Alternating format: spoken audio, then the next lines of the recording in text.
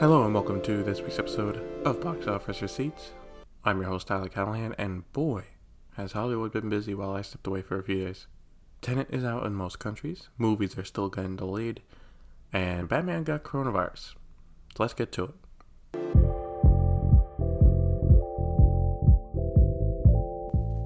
So we will start with the biggest story, which is Tenet, having now been released in China and in America for over a week, and in Europe for around 2.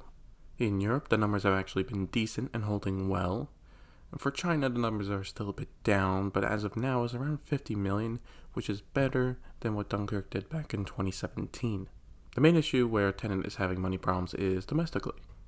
Currently, between the United States and Canada, the number is at 30 million, which is less than expected. For Warner Brothers, anyway.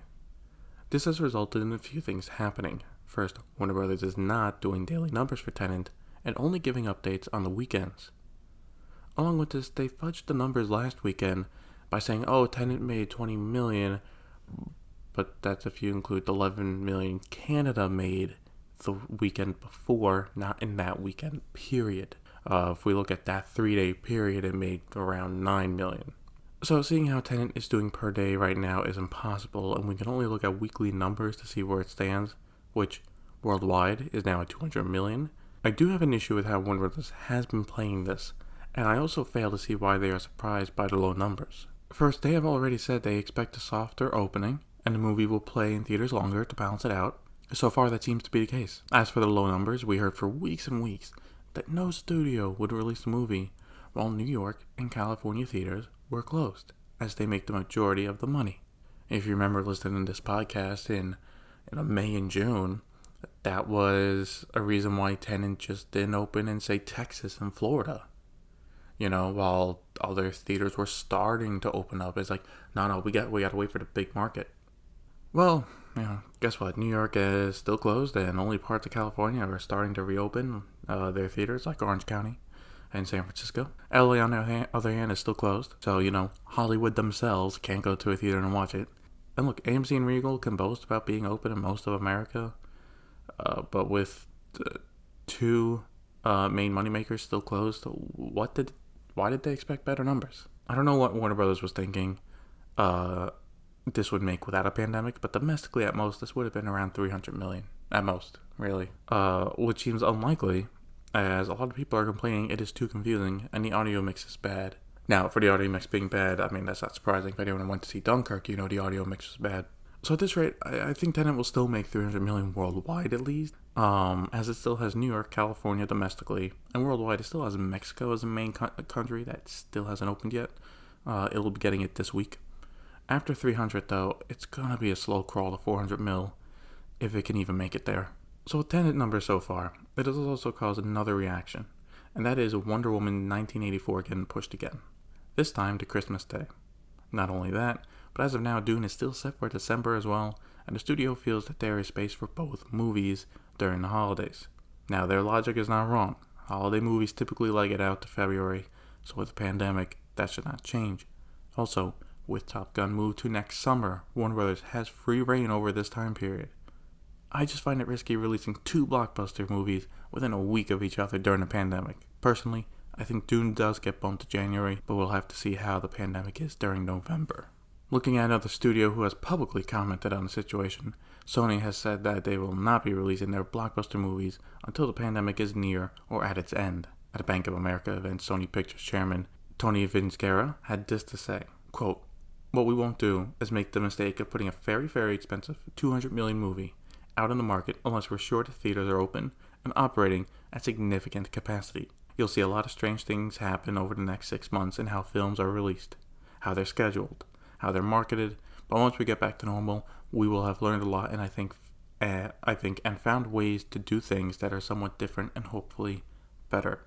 End quote. I think that moving all their movies to next spring at the earliest kind of showed this, but look, if they can hold over until then good for them. By next spring, a vaccine should be out and have been distributed for a while, so while the pandemic will not be over, it will be on its way out. I also think after how Disney and Warner Bros. Have been moving their movies around the past few months, and the results over the past few weeks, Sony and even Universal's moves have been the smartest. Yeah, it's going to be a tight year for both studios, but they don't have the headache of how to release these movies. They simply push them the next year, and if the vaccine's out, release them. If not, push it back a few more months, and that's it.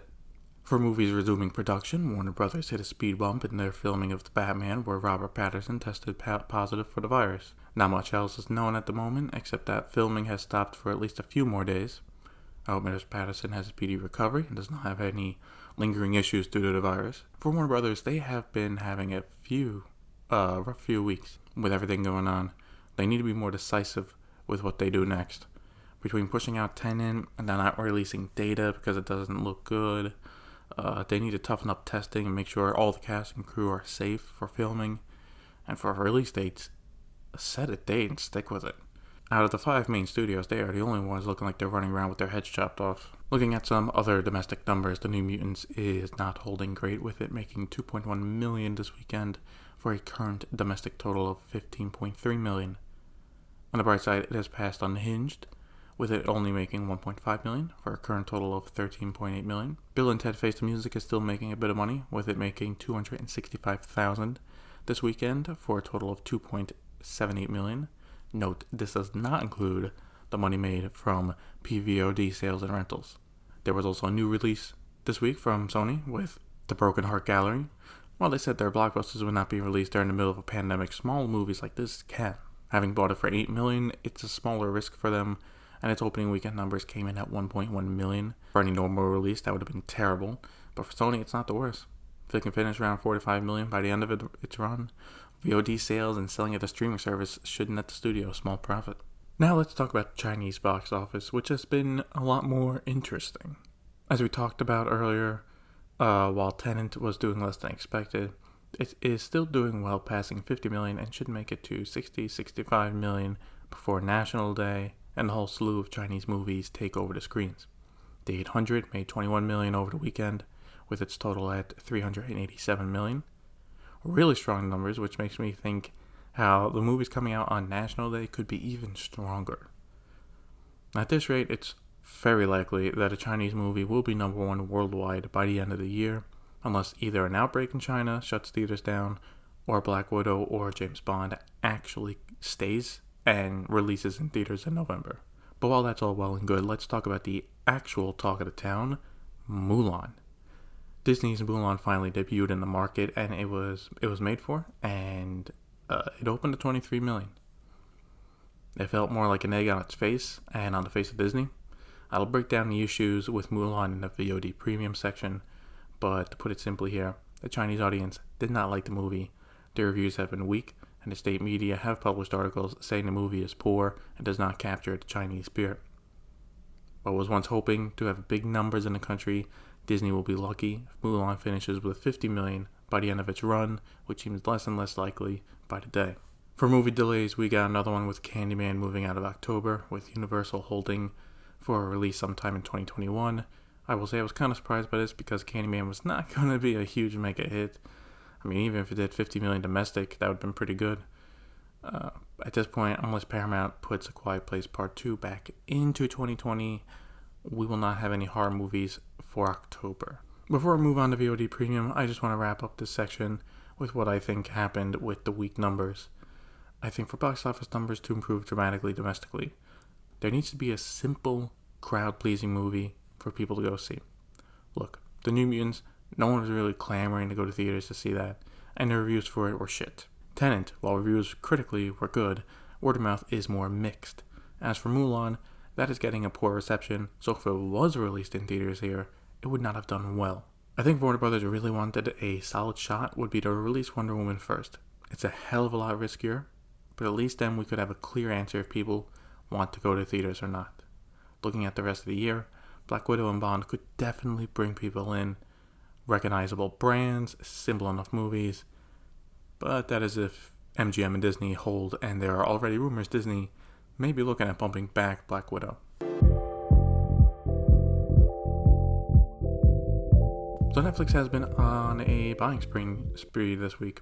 At the Toronto Film Festival, they have spent $30 million to buy Malcolm and Marie, the first movie completely shot in quarantine, starring John David Washington and Zendaya.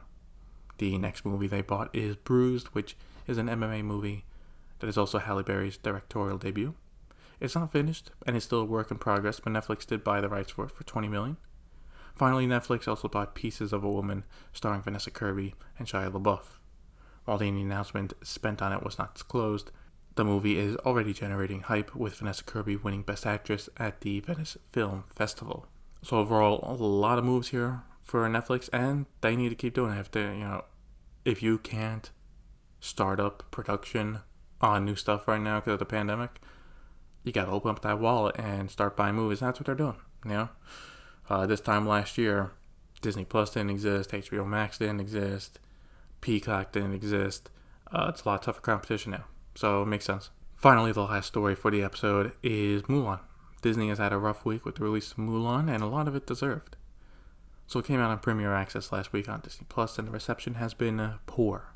While the critic reviews on it were okay, the audience reception has been terrible.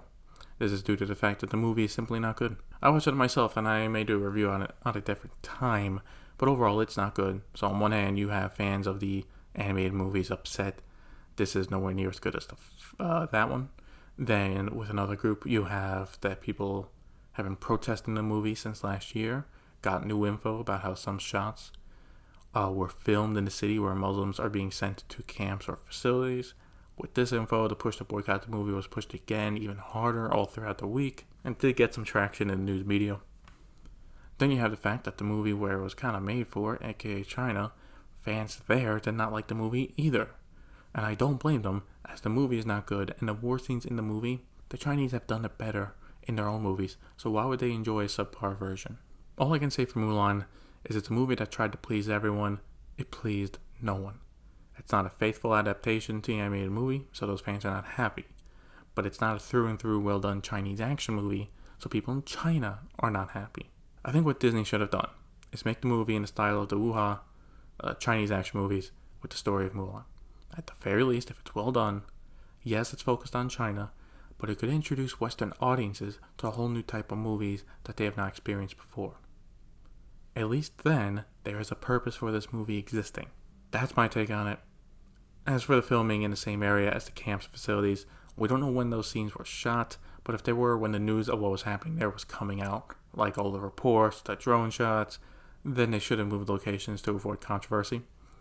If they filmed before that, I don't blame them. For people heavily invested in that issue, it's understandable that when they see the credits and then, they thank the city, blah, blah, blah, it hurts them and makes them angry.